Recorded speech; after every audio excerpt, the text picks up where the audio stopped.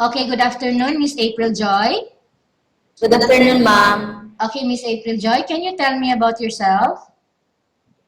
Yes, ma'am. I'm April Joy Sulgan. I'm 26 years old. I'm married and have two kids. Okay, I have a few questions for you to answer, so let's start. Why do Yes, you ma'am. want to work as a maid?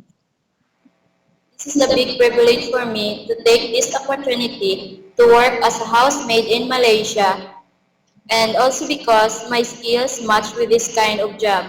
Why you choose Malaysia when there is a lot of other country? I choose Malaysia because it is a peaceful country and it is near in Philippines and have the same weather. And I heard that most Malaysian employer have the good records towards their housemates. How are you qualified for this job? I'm confidently qualified because of my skills, knowledge, and attitude. May I know what your education level is? High school graduate, ma'am. What is your recent work experience? A housemaid, a sales lady, and a cashier, ma'am. Have you worked abroad before? No, ma'am. Do you have experience of taking care of baby? Yes, ma'am. How about elderly people? April Joy, how about elderly Yes, people? ma'am. No, ma'am. Are you willing to learn? Yes, ma'am. Do you have any other skills? No, ma'am. Are you willing to learn new skills? Yes, ma'am. Are you willing to work with the family where the mother-in-law or any relatives stay together? Yes, ma'am. Currently, are you still working now? No, ma'am. Do you know how to cook?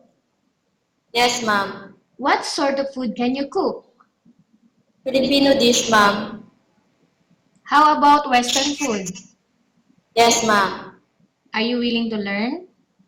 Yes, ma'am. Are you aware that you will do washing, cleaning, ironing, and cooking? Yes, ma'am.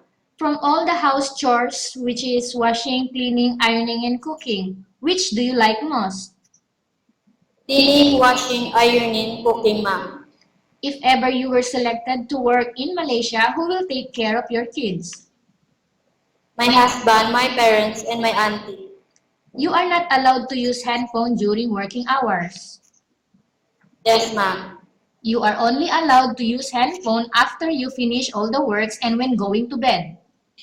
Yes, ma'am. You are strictly needed to surrender the handphone to your employer in the morning and your employer will return back to you once you're going to bed. Yes, ma'am.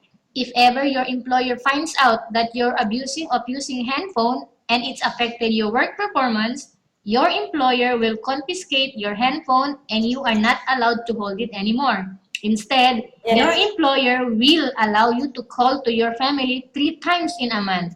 You only allowed to bring normal phone and you're not allowed to bring smartphone. Are you agreed to the terms and condition? Yes, ma'am. Are you agreed to the rules and regulation for the handphone? Yes, ma'am. How many years is the contract as you agreed and understands? 2 years contract, ma'am. Can you describe for me your ethics? Yes, ma'am. I'm honest and hardworking, disciplinable person. I'm self-motivated and flexibility to work in any location and situation.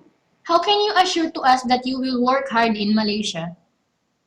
I'm a sincere person and have determination in my work and I have to work hard in order to finish my 2 years contract and to fulfill my goal.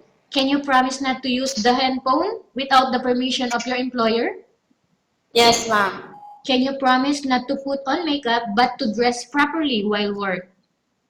Yes, ma'am. Can you promise not to invite friends and relatives without the consent of your employer?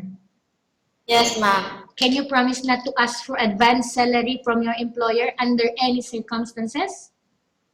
Yes, ma'am. Do you really understand the rules and regulation of the agency? Yes, ma'am. Do you pay any placement fee for you to come to Malaysia to work as a maid? No, ma'am. Do you have any history of sickness, example breast cancer or any other illness? No, ma'am.